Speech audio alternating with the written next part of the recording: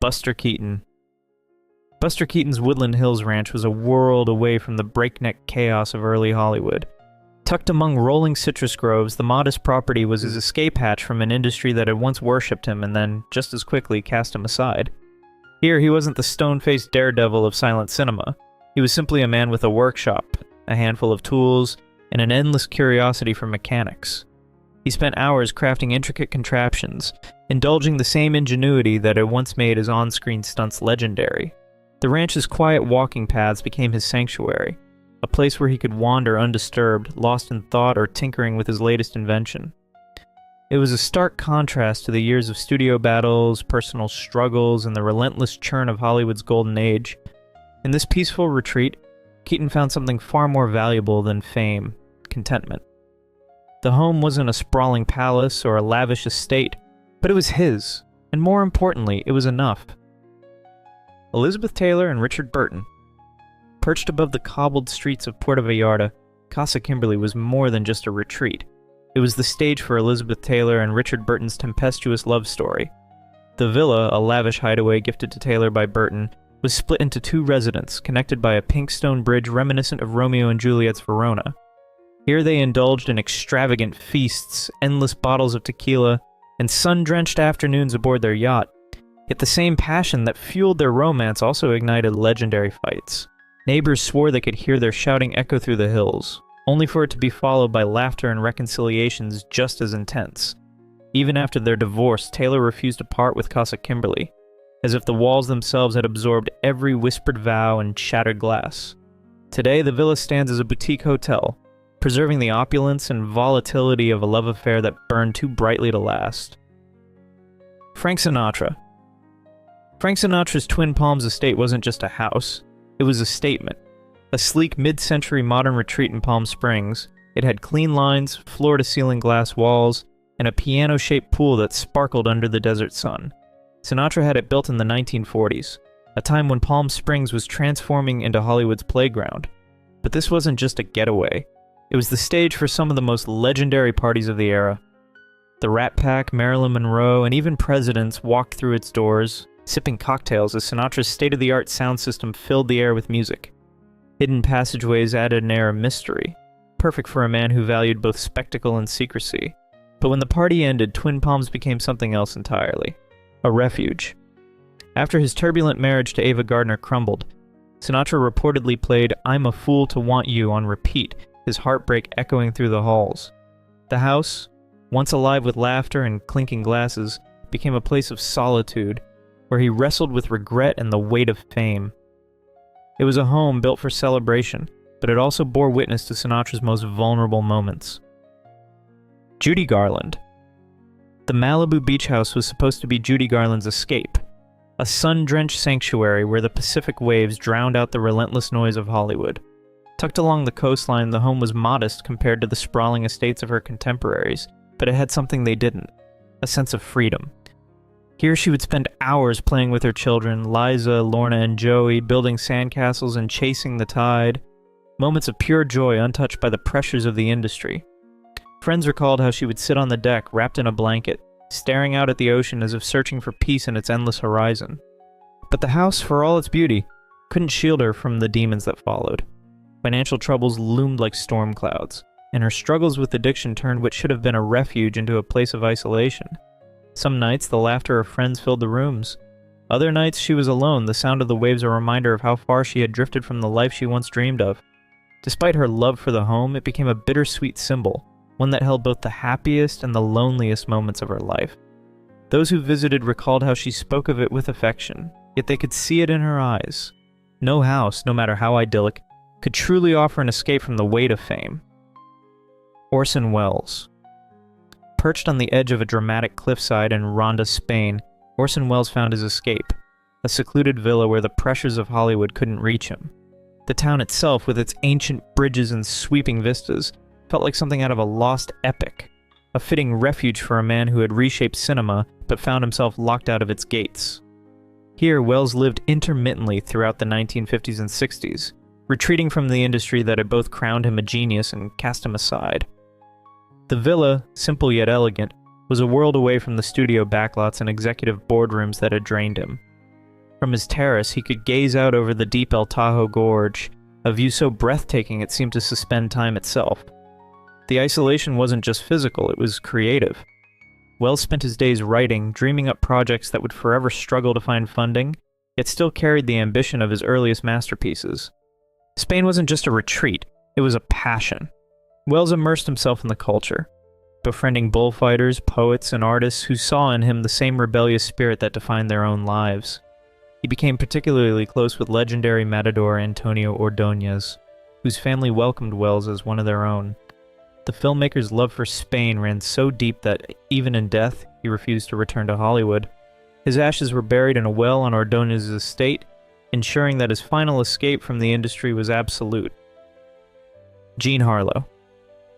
Tucked away in the towering pines of Lake Tahoe, Jean Harlow's secluded cabin was a world apart from the flashing cameras and relentless gossip of Hollywood. The rustic log retreat, a simple yet charming structure, stood in stark contrast to her platinum blonde bombshell persona. Here she could shed the weight of stardom, trading dazzling gowns for cozy sweaters and the roar of the crowd for the gentle lapping of the lake. She often escaped to this hidden sanctuary with her fiancé, William Powell, seeking solace in the crisp mountain air.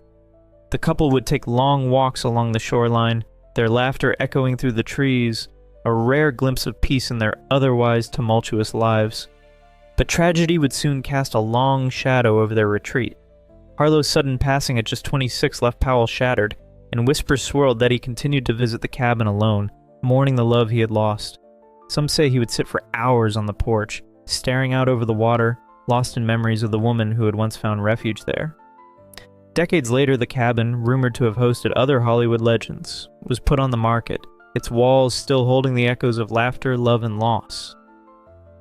David Niven. Perched high above the Mediterranean, David Niven's Villa La Fleur du Cap was more than just a home. It was a sanctuary.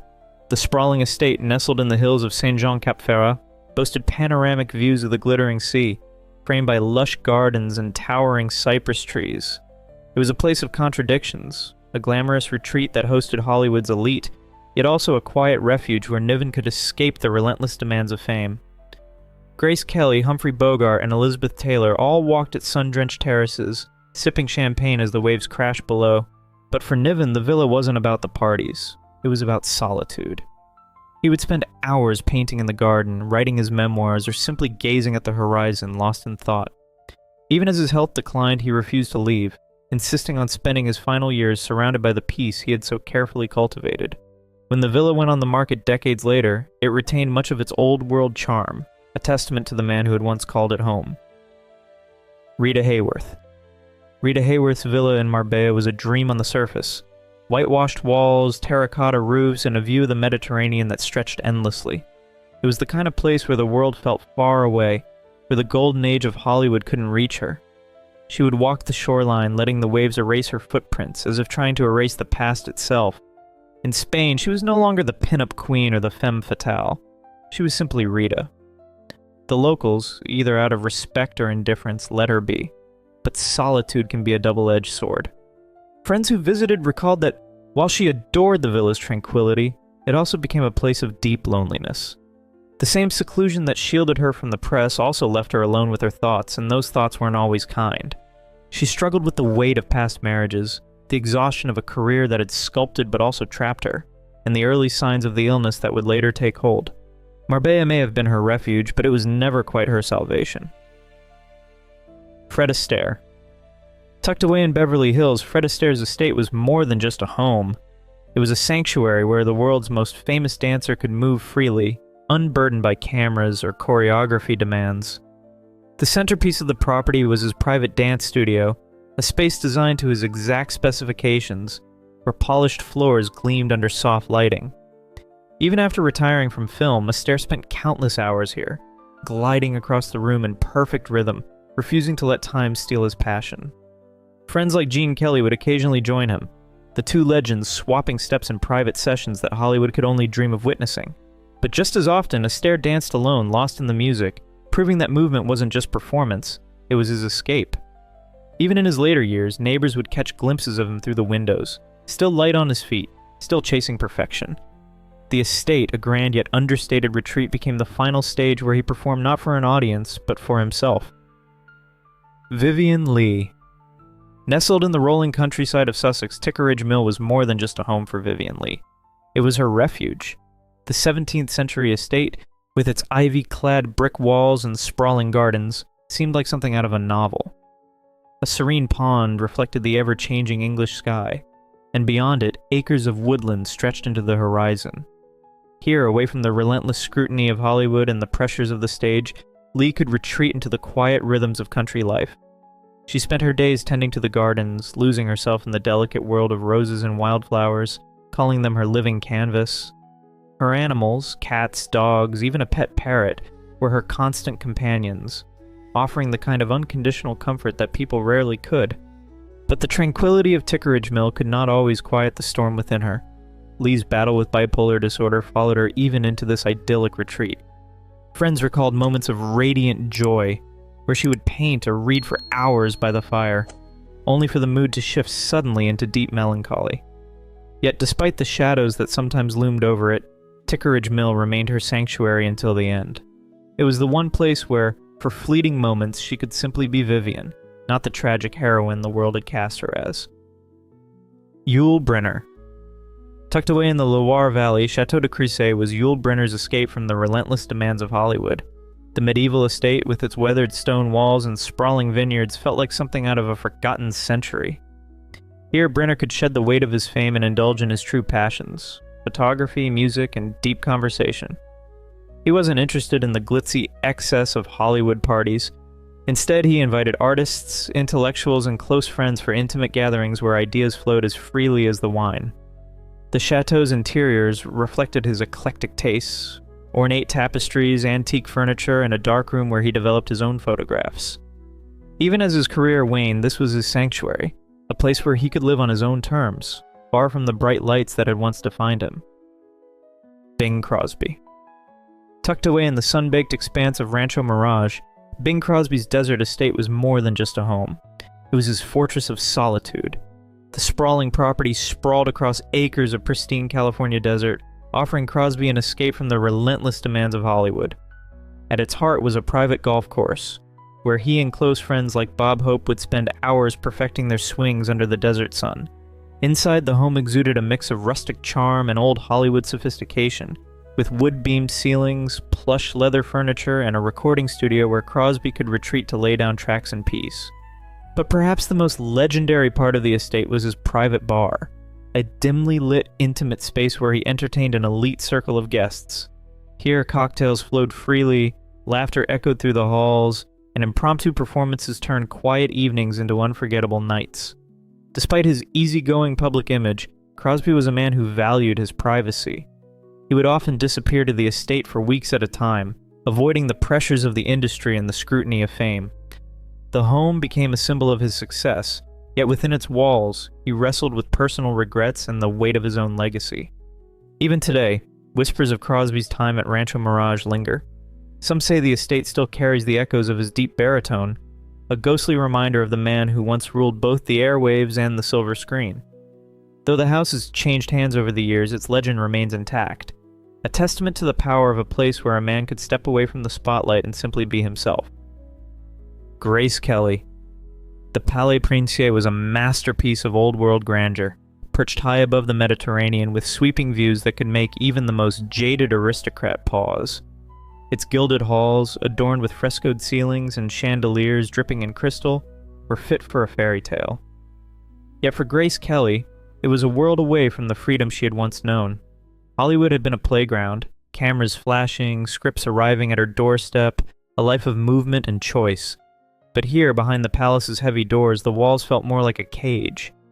She would often retreat to the palace's private gardens, a lush sanctuary of roses and cypress trees, where she could momentarily escape the rigid expectations of royalty. She longed for the spontaneity of her old life, the thrill of a new role, the warmth of a film set. Instead, she was bound by duty, her every move scrutinized by a nation that had adopted her as their princess. The palace was magnificent, but it was also a place of quiet longing, where the echoes of her past life whispered through the corridors, reminding her of all she had left behind. Henry Fonda. Tucked away in the vast, untamed beauty of Wyoming, Henry Fonda's ranch was a world apart from the glitz of Hollywood. Here the air was crisp, the sky stretched endlessly, and the only soundtrack was the rustling of trees and the occasional whinny of a horse. Fonda wasn't just visiting, he was working. He mended fences, rode horseback through rugged trails, and cast his fishing line into the cool, rushing streams. This wasn't a celebrity's playground. It was a place where he could feel real.